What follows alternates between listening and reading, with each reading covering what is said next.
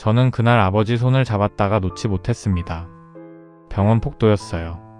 검사실에서 나오시는 아버지 팔을 제가 잡았는데 그 순간 느껴진 감각이 낯설었습니다.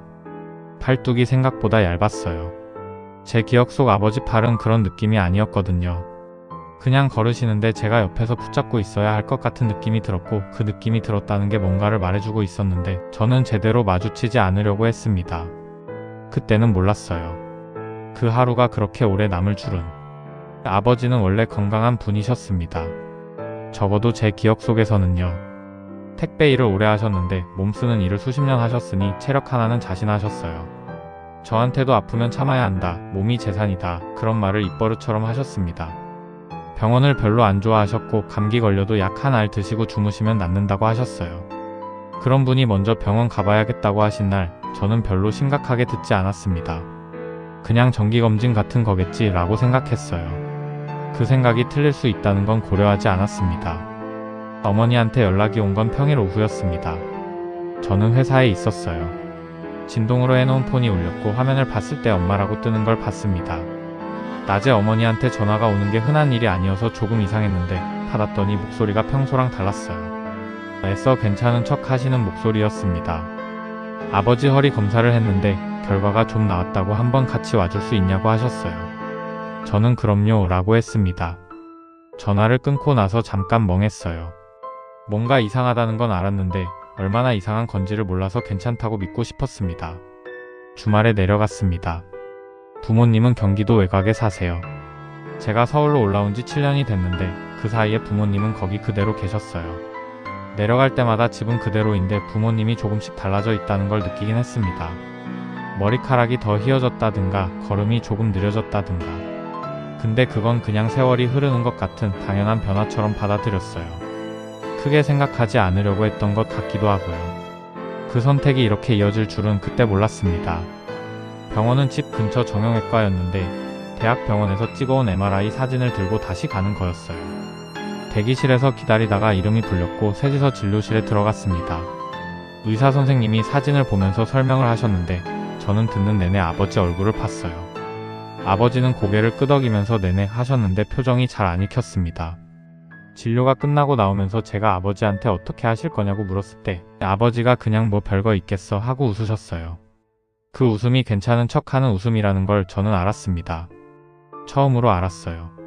집으로 돌아오는 길에 어머니가 약국에 들르신다고 하셔서 저랑 아버지 둘이서 먼저 걸었습니다.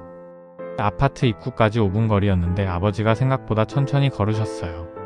저도 모르게 걸음을 맞췄습니다. 나란히 걸으면서 아무 말도 안 했어요.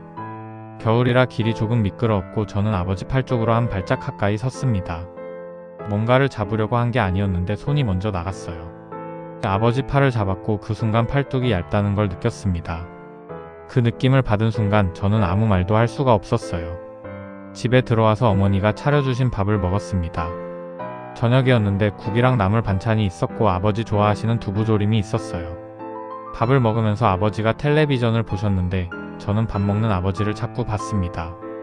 숟가락을 드시는 손이 보였어요. 굵고 거친 손이었는데 손등에 힘줄이 드러나 있었고 군데군데 검버섯이 있었습니다. 그 손으로 저를 등에 업고 다니셨던 거겠구나 라는 생각이 갑자기 났어요. 한 번도 해본 적 없는 생각이 그날 저녁 밥상 앞에서 났습니다. 밥을 다 먹고 설거지를 하겠다고 했더니 어머니가 놔두라고 하셨어요. 저는 괜찮다고 하면서 싱크대 앞에 섰는데 물을 틀고 나서 잠깐 멈췄습니다. 그냥 멈춰 있었어요. 뒤에서 텔레비전 소리가 들렸고 아버지 기침 소리가 들렸고 어머니가 뭔가를 정리하시는 소리가 들렸습니다. 그 소리들을 들으면서 저는 이 집에 내가 없는 시간이 훨씬 많다는 생각을 했어요. 평일에는 서울에 있고 명절이나 생일 때만 내려오고 가끔 전화를 하지만 길게 하지는 않고. 그러는 동안 이 집에서 두 분이 이렇게 살고 계셨다는 게 그날 밤 처음으로 실감이 났습니다. 올라오는 날 아침이었습니다. 버스 시간이 있어서 일찍 일어났어요.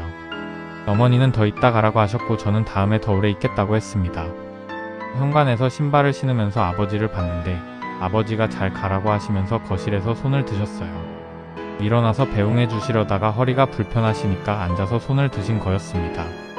저는 네 라고 했고 문을 열었습니다. 계단을 내려오면서 눈물이 날 뻔했어요. 다 내려와서 밖으로 나왔고 찬 공기가 얼굴에 닿았고 저는 걸으면서 폰을 꺼냈다가 그냥 넣었습니다. 버스 정류장까지 걷는 내내 아무 생각도 하지 않았어요. 그냥 걸었습니다. 버스를 타고 서울로 올라오면서 창밖을 봤습니다. 고속도로가 지나가고 도시가 가까워지고 빌딩들이 보이기 시작했어요. 이어폰을 꽂았는데 음악이 귀에 들어오지 않았습니다. 계속 아버지 손 생각이 났어요. 손등에 있던 검버섯이랑 거실에서 앉아서 손 드시던 모습이랑 병원 복도에서 느꼈던 팔뚝의 감각이랑 서울에 도착해서 지하철을 탔습니다. 사람이 많았어요. 저는 손잡이를 잡고 서 있었는데 갑자기 아버지한테 전화를 해야겠다는 생각이 들었습니다. 아직 집에 도착하지도 않았는데 잘 계시냐고 묻고 싶었어요. 전화를 드렸더니 아버지가 받으셨고 응 왜? 라고 하셨어요. 저는 그냥요 라고 했습니다. 잘 올라가고 있냐고 하셨고 저는 네 라고 했어요. 전화가 끊겼습니다. 별 내용이 없는 통화였는데 저는 그 전화를 끊고 나서 한동안 폰을 들고 있었습니다. 그 이후로 연락을 조금 자주 하게 됐어요. 크게 달라진 건 없습니다. 자주 내려가지도 않고 긴 통화를 하지도 않아요. 그냥 가끔 생각날 때 전화를 하게 됐습니다. 별 이유 없이요. 밥 먹었냐고 허리는 좀 어떠냐고. 그런 말들을 나누고 끊는 짧은 전화들이요. 부모님이 언젠가 안 계실 거라는 건 누구나 알고 있는 사실입니다. 근데 아는 것과 실감하는 건 다르더라고요. 저는 33살이 될 때까지 그걸 실감하지 못하고 살았어요. 아버지가 팔뚝이 얇아지고 천천히 걷고 앉아서 손을 드는 사람이 될 거라는 걸 머리로는 알았지만 마음으로는 몰랐습니다. 지금도 그 겨울 병원 복도가 가끔 생각납니다. 아버지 팔을 잡았던 감각이요. 그게 지금도 손에 남아있는 것 같아요. 오늘도 어딘가에서 부모님이 늙어가고 있고 저는 서울에서 하루를 보내고 있습니다. 그 거리가 때로 가볍지 않지만 그래도 오늘은 전화를 한번 드릴 것 같습니다.